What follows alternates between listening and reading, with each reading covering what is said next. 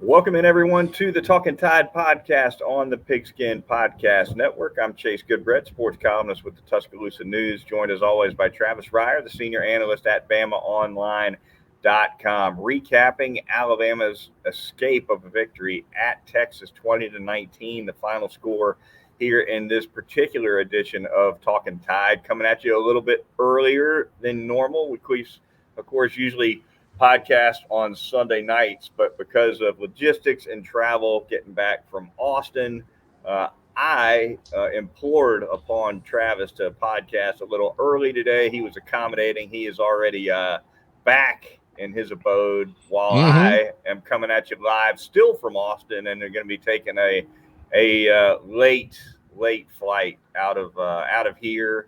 One connection, and then I think I hit Birmingham at 10 o'clock or something, which washes out our normal podcasting time. The Twitter feed for Talkin Tide, of course, is Talkin_Tide. You can get links to all our Twitter feeds there and pick up the podcast wherever you listen to them, including Apple Podcasts and any other app you might prefer. Also, of course, live on both YouTube and Facebook. And with that, Travis, we jump right into Alabama's narrow victory at Darrell K. Royal Stadium, DKR, it's known as. 20-19, the final score. Will Reichard with a hero field goal almost as time expired. And Alabama gets out of there with frankly, a lackluster performance, but a road win nonetheless. Yeah, escape, a good way to describe it. And look, all the credit to Steve Sarkisian and that Texas staff. Obviously, there was a lot of familiarity. That was a big storyline going into the game between the two coaching staffs. You had some former Alabama players now on that Texas roster, most notably right now, anyway, Keelan Robinson. So there probably, you wouldn't think, would be a lot of mysteries with these two teams. But man, I thought Sark from the outset was fantastic. And even after the Quinn Ewers injury, I didn't think the Texas offense changed a whole lot, not in terms of what its focus was going into the game. And I know we're going to talk about both sides of the ball and the kicking game for that matter. But for me, it started with Sark and extended from there to Texas probably being more competitive up front than I think a lot of people anticipated. Yeah, there's no doubt. Texas fought. Texas played a good game. Alabama was a mess in a lot of ways, especially on offense. And I guess maybe we'll start right there, Travis, with some of the issues we saw for the Crimson Tide on that side of the ball. The primary one for me, and it's a mixed bag. You could pick a lot of things. What stood out to me was the receivers didn't get open, and No. Bryce Young was sitting in the pocket and holding the ball too long. But you don't want to throw it to somebody who's not open, and I just didn't see any separation downfield. I think that to me was as much of a cause of the pressure that Texas was able to get on Young as anything Alabama's offensive line doing, which wasn't especially good either. But boy, the receivers have got to get some separation. Well, and you wondered going into the game, is Texas going to look at this group of Alabama receivers and say, you know what? Let's challenge these guys. Let's get Yeah. up into them. Let's play some man coverage. Let's press. And we'll even bring some extra guys in the pass rush because when we look at this group, we just don't see a group that scares us. Certainly not to the extent that we've seen in previous years with Alabama. So, absolutely, I agree. I think Bryce was sacked twice in the game. He saved Alabama from a few others, including a huge one there on the game-winning drive. But um, you're right. The first sack of the game was a coverage sack. He had to eat it. Basically, he couldn't get rid of the football because no one was open. And you also had a sack of Bryce in a blitz situation where an A gap rusher didn't get picked up. So, it's easy to look at the offensive line, and they weren't perfect by any means. But I'm with you. Until they show some more ability to get over the top of some defenses specifically, you're going to see more of these safeties like you saw from Texas on Saturday get downhill in the run game and really lay the wood to Jace McClellan. Yeah, absolutely. If you looked, and of course, Alabama's offense did come alive in the fourth quarter. They scored 10 points in the fourth quarter to pull this thing out. You can't forget that. However, through three quarters, Travis, the whole offense was the breakaway run by McClellan and a handful of effective short dump offs to Jahmyr Gibbs, and that was really it offensively for Alabama until they got into that fourth quarter, finally found a rhythm. Yeah, they went more with 11 personnel there and kind of went back to their tried and true formula, at least schematically. And I thought it did allow Bryce to get into more of a rhythm. Texas started to give up some throws on the perimeter, and he was able to hit a couple of easy ones. And it seemed like from that point forward, I don't worry as much about his confidence, but really the people around him at this point. And you're right. You got to credit Trayshawn Holden. You got to credit Ja'Cory Brooks stepped up big. Kobe Prentice in that fourth quarter, they had 370 yards of total offense in the game. They had 180 plus in the fourth quarter alone. And a lot of that was Bryce Young magic. But the receivers did step forward. 3 or 4 of those guys, Cam Latou, is good having him back, made a couple of grabs as well. But I guess the bottom line is when they needed it the most, they were able to get it done.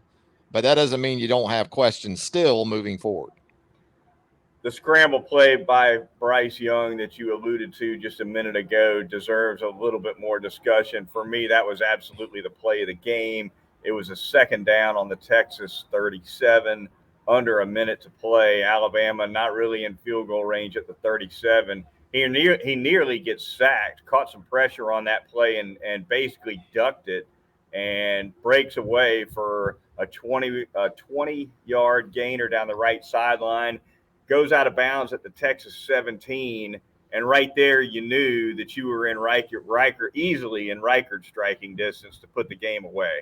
You were, and the little guy got even smaller on that play, didn't he? Because he's not a big guy, but maybe that lack of size actually helped him because he's not as easy to hit when he does get as small as he did, and he showed you some strength and balance too, and being able to withstand that blow and then maintain his balance and then rip off the big play. Without question, that was absolutely huge. And, we'll get into the defense in just a little bit, but, it was promising enough early for the run game after McClellan hit the 81-yarder. Jahmyr Gibbs did some nice things on the opening possession, which ended with an Alabama field goal. But absolutely, man, second and third quarters, those 3 and outs, I think it was 16 plays and 5 possessions Alabama had there for that stretch in the second and third quarters. Yep. The offense in the middle was like a donut, nothing on Saturday. Didn't do much at all. I thought the defense probably, and look, the defense had some issues too. They could not cover Worthy at all on the outside. He did a lot of damage in the first half, certainly not so much in the second half, but they had a lot of problems dealing with number 8 for Texas. That said, Travis, I think when you combine the heat on the field, and look, I get it that it's hot in Alabama too, but when you have the 3 and outs that Alabama did on offense, yeah, that defense, I thought, held together pretty well in the second half, considering how much was asked of it. Yeah, I think the depth on defense helped them some, and maybe even the competition at corner helped them some because they were able to play a couple of guys there. Although I didn't see Eli Ricks in the game. That was a little surprising, but it was Kyrie Jackson and then Terrion Arnold at the one corner opposite Kool-Aid McKinstry. You're right. And red zone defense, you can make the argument, well, they shouldn't have let them down there that many times. But they did get off the field on third down. And when you think about the 3 field goals Texas had to settle for in the red zone, and then the red zone field goal miss, which feels like you've lost out on 6 points instead of 3. It feels double worse, if that's possible. That was huge in the game too. What do you think of the offensive line, Travis? Obviously, that unit certainly under a good bit of scrutiny this season, particularly at the tackle positions with a couple of new starters. Utah State really did not reveal much of anything in that regard. And the McClellan run obviously being the glaring exception, but that group for the second week in a row struggled to deliver much in the running game on a consistent basis. They did. They after the big play by Jace, you're right. It was tough, and weren't able to really pop Jahmyr Gibbs. His long run in the game was 7. If you're Texas, you're absolutely give me all of that on 9 carries, a long run of 7 yards. But, Jameer did kind of balance that with his work as a receiver. It's really about scrimmage yards when you look at backs like Jameer and Bijan Robinson and even Jace for that matter. So that was going to be big going into the game. We saw a few things, as you said, that looked good. The right side was really good on the touchdown run by Jace McClellan. It's hard though sometimes to really go in on an offensive line again, and you can track this back to the situation at wide receiver, man. When defenses don't feel like they have to account for your outside guys, that makes it tougher on everybody, on the entire offense, not just throwing the football, but when you've got a safety that is just getting downhill on the run and you can't threaten that or hurt that over the top, well, that's a problem. That being said, yeah, the offensive line has some things to clear up. You didn't like the false starts on JC Latham. You probably weren't all that surprised by them either. But what about left guard? We saw Javian Cohen in the game too in the second half for Kendall Randolph. And sometimes I wonder, and I love Kendall and I want him to be an every down starter, but sometimes I wonder if they haven't weakened themselves big picture wise with Kendall at left guard and not able to continue in that role at tight end where he could be effective and they could probably use him maybe even more right now. Paging Tyler Harrell. Tyler Harrell. Ooh, that watch is going up. And you know what? I'll say Aaron Anderson too. And when's JoJo getting back? Right. You're about to get those questions too. I mean, not that Kobe Prentice hasn't been really good. Yeah. But I think right now you could envision scenarios where it's not just about some of these guys being slot guys. It's about some of these guys being on the field together because they can stretch it. No question about it. The Talkin Tide podcast on the Pigskin Podcast Network. Glad to be with you, recapping Alabama's slim victory over the University of Texas. Going to thank a couple of sponsors tonight. Really quickly. Going to start by telling you about North River Dental Associates and that great staff over there of Dr. Jack Smalley's, conveniently located in Fairfax Park, right off of Watermelon Road. They can do it all. Oral surgery, dental implants, endodontics, dentures, the whole run of dental needs. They got you covered. The routine cleanings are going to get you in and out, typically in under an hour. And of course, they do great work with the teeth whitening services. Those very popular. Also doing Botox and Juvederm treatments for those facial features as well. So give them a call, number 752-3506, or visit northriverdentist.com. It's North River Dental Associates. I'm going to tell you about Peterbrook Chocolatier out there at 1530 McFarland Boulevard North in the Indian Hills section of Tuscaloosa. Got a couple of home Alabama football games coming up, and those babies right there, those hand-dipped chocolate strawberries, that chocolate popcorn, they will make you the star of any tailgate, pregame, watch party, you name it. The Roll Tide specific Alabama treats also available to you there at Peterbrook Chocolatier. You got Halloween just around the corner, so it's never too early to start thinking about that. And if you are in charge of maybe your company's Christmas order, 205-752-0211. Get those special gifts made for you by Peterbrook Chocolatier, 1530 McFarland Boulevard North.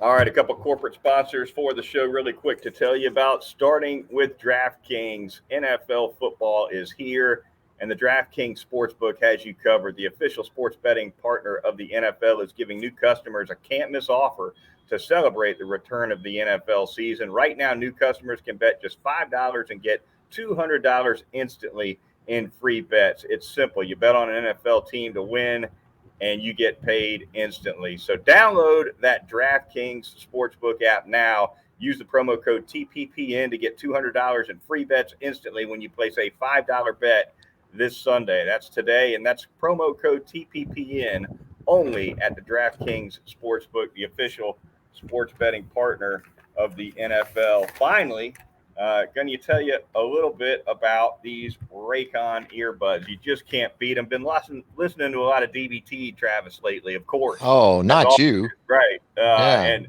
And I've been listening to him with these Raycon wireless earbuds, and I'll tell you, the experience is fantastic. Optimized gel tips for the perfect in-ear fit. They will not budge. Trust me. They get 8 hours of playtime, 32 hours of battery life.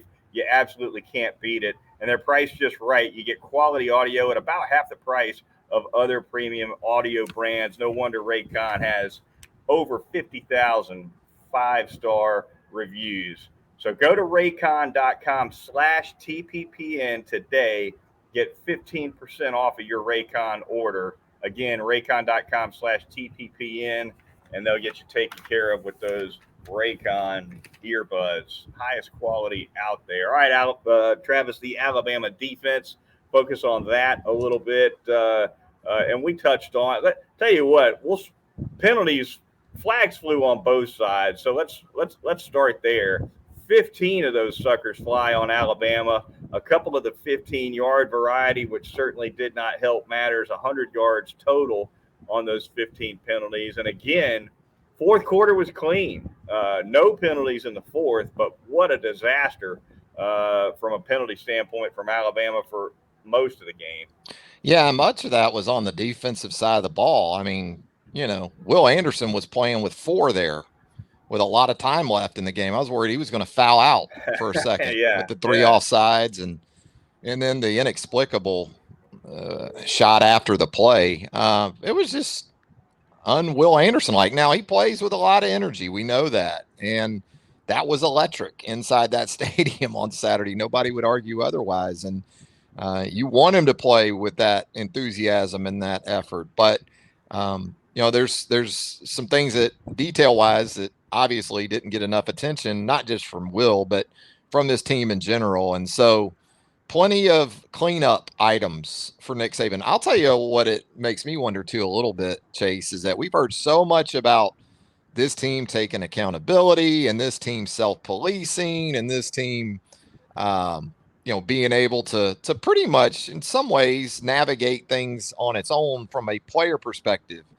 Does Nick Saban still believe that after Saturday, or does Nick Saban step in and say, "Boys, I gave you some leash, but it's about to get a little tighter"? Yeah.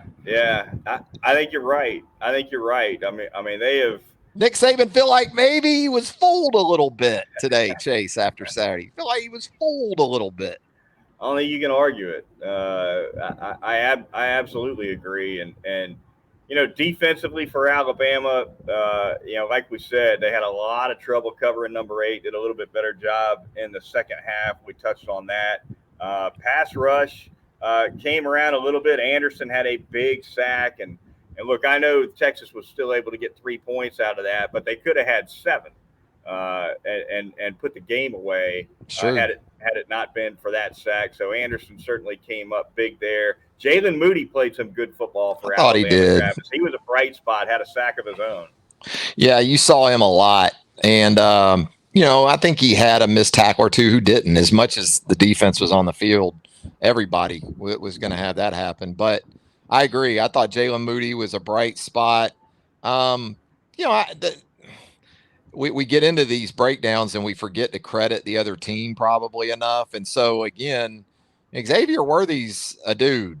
So to get him matched up on some fledgling corners, I guess we'll call them at this point for Alabama, that wasn't a surprise to anyone. And I give Quinn Ewers a lot of credit, man. While he was in the football game, he was very much as billed. 9 of 12, 134. And one of those stats that stood out to me that typically goes heavily towards Alabama was yards per pass attempt. And even with Card coming in there, Texas was able to maintain that advantage pretty decisively. I think they were doubled up Alabama in yards per attempt, which the last 4 or 5 years, you just haven't seen that. Alabama's typically been around 10 per attempt. Right. That was Bryce's lowest yards per attempt outing in 17 career starts at 5.5 per pass attempt. That goes back to what we were talking about. Whereas Texas was able to hit some explosives, not only to Worthy, but boy, I thought the one that they drew up there on the field goal drive late to Casey Kane, that was a thing of beauty. It was one of those switch releases that Sark used to dial up a lot at Alabama, and it was similar to the explosive play that Bijan Robinson had in the first quarter. And at the time when they hit that thing in the middle of the field, you went, wow. Yeah. Sark kept that one in his back pocket, and it was 29 yards, and it looked really, really good for Texas at that point. Ewers was outstanding. He really was, and I thought they protected him pretty well, They did. particularly on that first drive. And he was comfortable. He let it rip. He's a dangerous guy. Nick Saban made note that Hudson Card probably gave Alabama a little bit more trouble than his feet than Ewers would have.